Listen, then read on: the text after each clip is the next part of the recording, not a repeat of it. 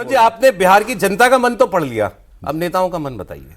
देखिए, नेताओं का तो मन होता ही है कि मैं सत्ता में रहूं और सत्ता करूं, उसकी देख अलग बात है। लेकिन मेरा अपना मानना है कि भारतीय जनता पार्टी इस बार जो मंत्रिमंडल का गठन करेगी तो उसमें सबसे पहले वो एजुकेशन अपने पास रखेगी, क्योंकि उस पर बहुत सारे प्रश्न उठे हैं कि हर बार कि भाई वहाँ पे शिक्षा का स्तर नहीं बढ़ पा रहा है। दूसरा बात है कि वो इंडस्ट्री पे ज़्यादा फोकस करे, और करना भी चाहिए, चूंकि लोगों का डिमांड है कि कुछ इंडस्ट्री यहाँ आनी चाहिए।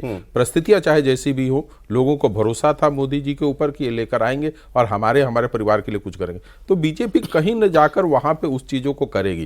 बात नीतीश कुमार का रहने नहीं रहने से है, बीजेपी उनके रहते हुए अपने एजेंडे को कैसे पूरा करे उस पर ज़्यादा उसका फोकस रहेगा। उनको पता है कि अपना आदमी सीएम की कुर्सी पर नहीं बैठाना चाहेगा, वो तो हर कोई पार्टी चाहता है कि बैठाए, लेकिन परिस्थितियां वैसी नहीं है और अभी बैठाना भी नहीं चाहिए मेरे हिसाब से। उसका बंगाल और बिहार यूपी दोनों जगह पे अलायंस के ऊपर जो प्रश्न उठाए जा रहे थे कि भाई आपने महाराष्ट्र में क्या किया, आपने हरियाणा में क्या किया, ये प्रश्न को आप पूरी तरह से पुख्ता कर देंगे।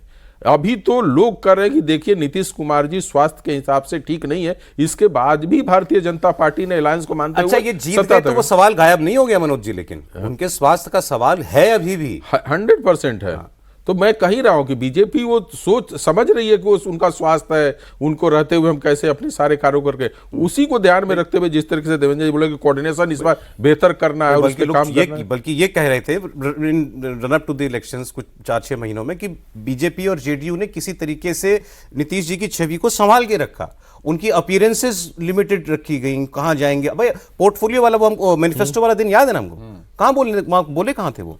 तो नीतीश जी कहां कितना बोले कितना दिखें, ये सब कुछ लगता ऐसा है कि ये सब डिजाइन के साथ किया गया है। तो ये सवाल तो आगे जाके खड़ा हो सकता है ना। और सम्राट चौधरी को तो कई लोग कहते हैं उनको ग्रूम किया ही जा रहा है बीजेपी में। बिल्कुल सौरभ, इसमें कोई दो राय नहीं कि मंशा ही वही है सम्राट चौधरी को आगे करने का। अदरवाइज सम्राट चौधरी कोई बीजेपी के हार्डकोर कार्यकर्ता नहीं है कि उनको इस तरह से सिरमौर बना के बीजेपी ने अपने आगे कर रखा है अपने एक से एक वर्कर्स वाले नेताओं को। तो ऐसे नेता जो कि संघ पृष्ठभूमि के एकदम से आते हैं, विद्यार्थी परिषद के जो है उनको भी किनारे रखा गया और सम्राट चौधरी को एकदम फेस बना के रखा गया। तो उसके पीछे सिर्फ और सिर्फ एक मंशा है कि जब सत्ता का ट्रांजिशन हो तो बड़ा स्मूथली हो, क्योंकि कास्ट के पैरामीटर में सम्राट चौधरी फिट होते हैं।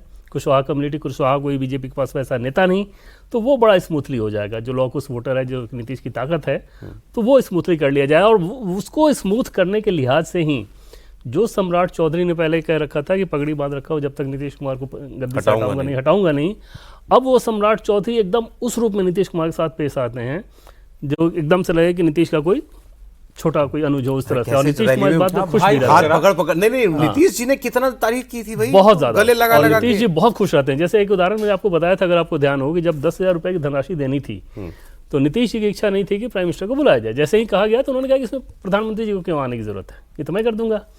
उनके लोगों ने भी कहा। अब सम्राट जी चाहते तो ये थोप सकते थे कि नहीं प्रधानमंत्री जी आएंगे, ठीक। वो थोपने के बजाय सम्राट चौधरी जी ने इस रास्ते का चयन किया। उन्होंने कहा कि मुख्यमंत्री जी, अगर आपकी तारीफ हम लोग करें या विजय सिन्हा करें या कोई और करे तो उसका क्या मतलब है। आपकी तारीफ अगर देश के प्रधानमंत्री आके करें, आपकी योजना की तारीफ देश के प्रधानमंत्री आके करें तो उसका मतलब है। तो ये जो उसके बाद नीतीश जी तुरंत तैयार हो गए।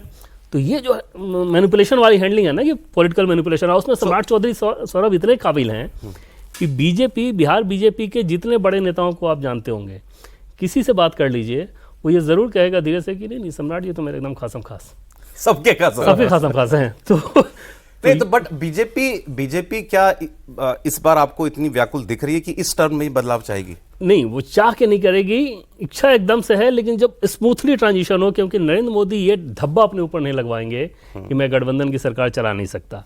दूसरा, अगर नीतीश कुमार के साथ आपने कुछ भी फोर्सिबली किया तो उस वोट बैंक के आरजेडी के पास भागने का एकदम से खतरा रहेगा जो आगे के लिए, ठीक। तो वो एकदम से चाहेंगे कि बहुत स्मूथ हो जब भी हो।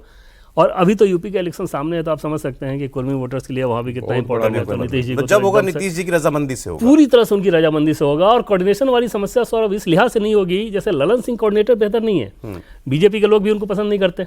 बीजेपी में शायद ही कोई हो जो ललन सिंह को बहुत अच्छा बोलता हो, क्योंकि आप देखेंगे जब अलग थे तो कैसी कैसी भाषा का इस्तेमाल करते थे पीएम के बारे में या गृह मंत्री अमित शाह के बारे में। अलग होने के बाद संजय झा वो जेल का काम करते हैं। जैसे संजय झा का बीजेपी से अलग होने के बावजूद एक भी तीखा बयान याद कर लीजिए। तो स्वभाव आदमी वो- का गजब वो है। हम लोग मिले उनसे, मैं तो पहली बार मिला, गजब का स्वभाव का आदमी। और इतना अच्छा पढ़ा लिखा आदमी, ईगो एकदम नहीं, बहुत सिंपल सहज वे में। तो बीजेपी के साथ वो ट्यूनिंग किसी मामले पे पहुंचना हो तो बहुत आसानी से ये बताइए, कर लेते बीजेपी तो हो गई इतनी मजबूत, जेडीयू माफ कीजिएगा, तो जो चर्चाएं ये चल रही थी कि भाई अब निगल जाएगी बीजेपी जेडीयू को, या बीजेपी जेडीयू का ये हाइफन बीच का मिटा दीजिए, एक ही हो जाएगा सब कुछ, तो वो चर्चा अभी रहेगी या खत्म हो गई? देखिए, चर्चा करने वाले तो करेंगे भाई। इस बार जो बीजेपी की रणनीति कैसे सफल हुई कि नीतीश की आलोचना विपक्ष भी नहीं कर रहा था। सब कह रहा था कि केवल यही था ना कि बीजेपी उनको नहीं बनाएगी, नीतीश जी को धोखा दे देगी। तो ये तो एक रणनीतिक सफलता हुई ना कि आप चर्चा करके वही कर रहे हैं। देखिए, जो बीजेपी और जेडीयू में एक जो होता है ना कि कैरेक्टर का डिफरेंसेस है। जो जेडीयू के कैरेक्टर से आया हुआ है, पुराना समाजवादी धारा के, वो बीजेपी को बहुत लाइक नहीं करते हैं उस रूप में।